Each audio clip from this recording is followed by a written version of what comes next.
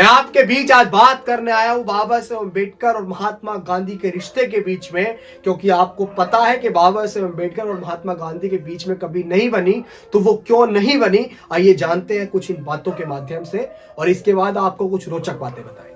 अछूतों के प्रति महात्मा गांधी के अनुराग और उनकी तरफ से बोलने के उनके दावे को बाबा साहेब अम्बेडकर एक जोड़ तोड़ की रणनीति मानते थे।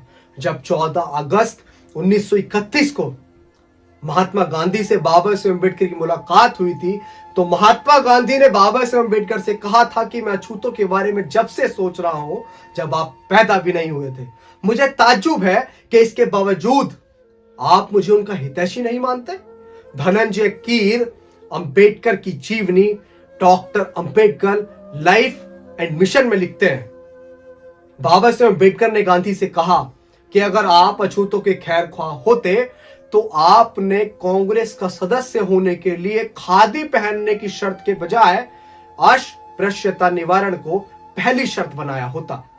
किसी भी व्यक्ति को जिसने अपने घर में कम से कम एक अछूत व्यक्ति या महिला को नौकरी नहीं दी हो, या उसने एक अछूत व्यक्ति के पालन पोषण का बीड़ा न उठाया हो, या उसने कम से कम सप्ताह में एक बार किसी अछूत व्यक्ति के साथ खाना न खाया हो, तो उसे कांग्रेस का सदस्य बनने की अनुमति नहीं दी जानी चाहिए थी।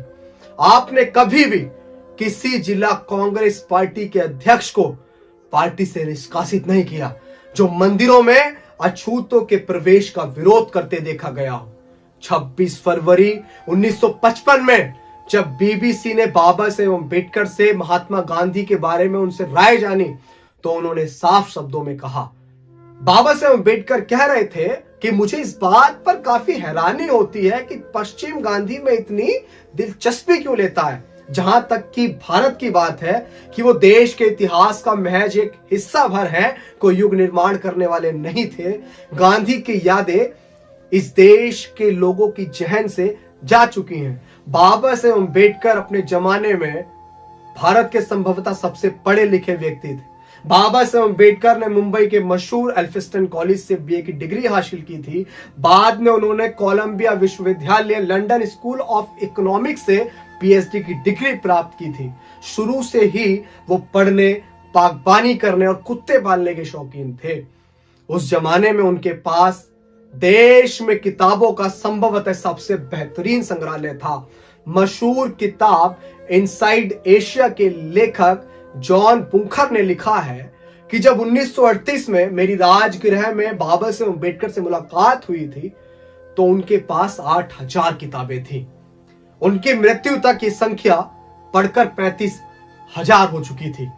बाबा साहेब अम्बेडकर के निकट सहयोगी रहे शंकर आनंद शास्त्री जी अपनी किताब my experiences memory of doctor Ambedkar में लिखते थे कि मैं रविवार 20 दिसंबर 1944 को दोपहर 1 बजे अम्बेडकर से मिलकर उनके घर गया। उन्होंने मुझे अपने साथ जामा मस्जिद इलाके में चलने को कहा। वो उन दिनों पुरानी किताबें खरीदने का अड्डा हुआ करता था। मैंने उनसे कहने की कोशिश की कि दिन के खाने का समय हो रहा है, लेकिन बाबा साहेब अम्बेडकर पर इस पर कोई असर नहीं पड़ा। जामा मस्जिद में होने की खबर चारों ओर फैल चुकी थी और लोग, उनके चाहने वाले चारों ओर इकट्ठा हो चुके थे। इस भीड़ में भी उन्होंने विभिन्न विषयों पर करीब 2 दर्जन किताबें खरीदी। वो अपनी किताबें किसी को नहीं दिया करते थे, उधार किसी को पढ़ने के लिए नहीं दिया करते थे। वो कहते थे कि अगर किसी को उनकी किताबें पढ़नी है तो उसको उनके पुस्तकालय में आकर उन्हें पढ़ना होगा। किताबों के प्रति बाबा साहेब अम्बेडकर की भक्ति इस हद तक थी कि वो सुबह होने तक किताबों में ही लीन रहते थे। बाबा साहेब अम्बेडकर के एक और अनुयायी नामदेव निमगढ़े अपनी किताब in the tiger shadow of biography Ambedkarite में लिखते हैं कि रात में अम्बेडकर अपनी पढ़ाई में इतने लीन हो जाते थे कि उन्हें बाहरी दुनिया का कोई ध्यान नहीं रहता था।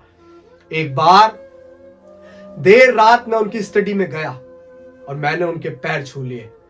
किताबों में डूबे बाबा साहेब अम्बेडकर बोले कि टॉमी, ये मत करो। मैं थोड़ा अचंभित हुआ।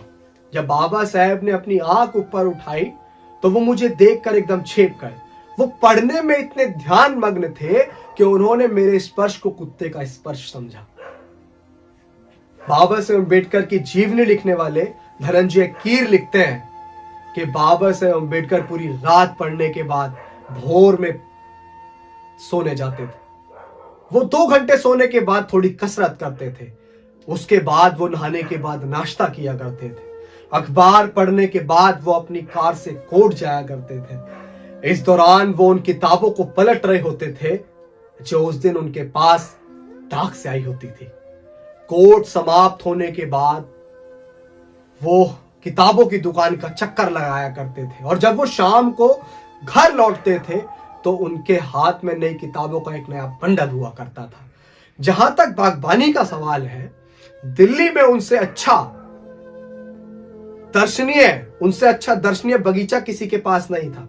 एक बार ब्रिटिश अखबार डेली मेल ने भी उनके गार्डन की तारीफ की थी। वो अपने कुत्तों को भी बहुत पसंद करते थे। एक बार बाबा साहेब अम्बेडकर ने बताया था कि किस तरह उनके पालतू कुत्ते की मौत होने के बाद बाबा साहेब अम्बेडकर फूट फूट कर रोए थे।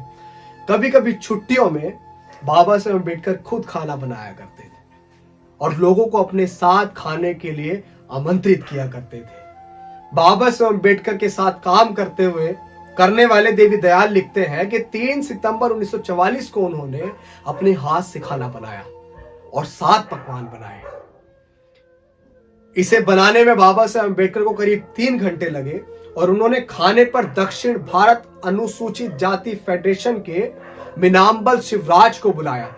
वो ये सुनकर दंग रह गई कि भारत के एग्जीक्यूटिव काउंसिल के एक सदस्य ने उनके लिए अपने हाथों से खाना बनाया है। बाबा साहेब अम्बेडकर को मूली और सरसों का साग पकाने का बहुत शौक था। साथियों, बाबा साहेब अम्बेडकर को ना तो नशे की किसी चीज का शौक था और ना ही बाबा साहेब अम्बेडकर धूम्रपान किया करते थे। एक बार जब बाबा साहेब अम्बेडकर को खांसी हो रही थी तो मैंने उन्हें पान खाने का न्योता दिया तो उन्होंने पान तो जरूर खाया, लेकिन उन्होंने अगले ही सेकंड उसे यह कहकर थूक दिया कि यह बहुत कड़वा है। बाबा साहेब अम्बेडकर बहुत साधारण खाना खाया करते थे, जिसमें बाजरे की एक छोटी रोटी, थोड़ा चावल, दही और मछली के 3 टुकड़े हुआ करते थे। घर पर सुदामा को बाबा साहेब अम्बेडकर के काम में मदद के लिए रखा गया था। एक दिन सुदामा जब देर रात फिल्म देखकर लौटे तो उन्होंने सोचा उनके अंदर घुसने से बाबा साहेब अम्बेडकर के काम में विघ्न पड़ेगा। जो कि उस समय पढ़ने में तल्लीन थे, वो दरवाजे के बाहर ही जमीन पर सो गया। आधी रात के बाद जब बाबा साहेब अम्बेडकर ताजी हवा लेने बाहर निकले तो उन्होंने दरवाजे के बाहर सुदामा को सोते हुए पाया। वो बिना आवाज किए अंदर चले गए। जब अगले दिन सुबह सुदामा की नींद खुली तो उन्होंने पाया कि बाबा साहेब ने उनके ऊपर अपना ओवर कोट डाल दिया है। 31 मार्च 1950 को मशहूर उद्योगपति घनश्याम दास बिरला के बड़े भाई जुगल किशोर बिरला बाबा साहेब अम्बेडकर से मिलने उनके निवास स्थान आए। कुछ दिनों पहले बाबा साहेब ने मद्रास में पेरियार की उपस्थिति में हजारों लोगों के सामने भगवत गीता की आलोचना की थी।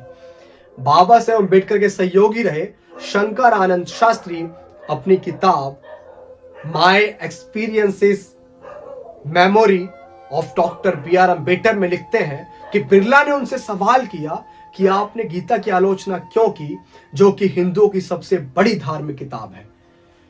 उनको इसकी आलोचना करने की बजाय हिंदू धर्म को मजबूत करना चाहिए था।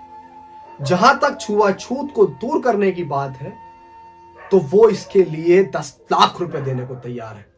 इसके जवाब में बाबा साहेब अम्बेडकर ने कहा था कि मैं अपने आप को किसी के सामने बेचने के लिए पैदा नहीं हुआ हूं। मैंने गीता की इसलिए आलोचना की थी क्योंकि उसमें समाज को बांटने की शिक्षा दी गई है। बाबा साहेब ने मौज मस्ती के लिए कभी बाहर नहीं जाया करते थे। उनके सहयोगी रहे देवी दयाल लिखते हैं, हालांकि वो जिम खाना के सदस्य थे, लेकिन शायद ही वो कभी वहां गए हों। जब भी वो कार से अपने घर लौटते थे तो वो सीधे अपने पढ़ने की मेज पर जाते थे। उनके पास अपने कपड़े बदलने का भी समय नहीं रहता था। एक बार वो एक फिल्म देखने गए, अटेल ऐसे करके कुछ नाम था। उसे देखते समय बाबा साहेब अम्बेडकर के मन में एक विचार होता और बाबा साहेब अम्बेडकर उस फिल्म को बीच में ही छोड़कर अपने घर लौटकर उन विचारों को लिखने लगे। वो घर के बाहर खाना नहीं पसंद करते थे। जब भी कोई उन्हें बाहर खाने पर ले जाना चाहता था तो उनका जवाब होता था, अगर तुम्हें मुझे दावत ही देनी है तो मेरे लिए घर पर खाना ले आओ, मैं घर से बाहर जाने वाला नहीं। बाहर जाने, वापस आने और व्यर्थ की बातों में मेरे कम से कम 1 से 2 घंटे बर्बाद होंगे। इस समय का इस्तेमाल मैं कुछ बेहतर काम के लिए करना चाहूंगा। अपने जीवन के अंतिम पड़ाव में बाबा साहेब अम्बेडकर ने वायलिन सीखना शुरू किया।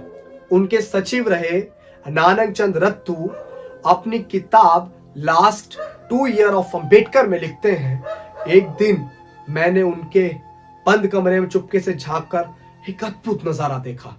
बाबा साहेब अम्बेडकर दुनिया की चिंताओं से दूर अपने आप में मग्न कुर्सी पे बैठे वायलिन बजा रहे थे। मैंने जब ये बात घर में काम करने वाले लोगों को बताई तो सबने बारी बारी से जाकर वो अद्भुत दृश्य देखा और आनंदित हुए। मैं उम्मीद करता हूं कि मेरे द्वारा बताई ये तमाम बातें सुनकर आप तमाम लोग बहुत सारी चीजों को समझ पाए होंगे कि हमारे रहबर हमारे मसीहा की दिनचर्या का थी। मैं ये समझता हूं कि बाबा साहेब अम्बेडकर को आज से पहले आप जिस तरह देख पा रहे होंगे उस तरह से ज्यादा मैंने आपको प्रकाश डाल के बाबा साहेब अम्बेडकर के बारे में बताया होगा। अगर वाकई आपको ये बातें बहुत रोमांचक, बहुत रोचक लगी हो तो आप इन बातों को समाज के तमाम लोगों तक जरूर पहुंचाइएगा।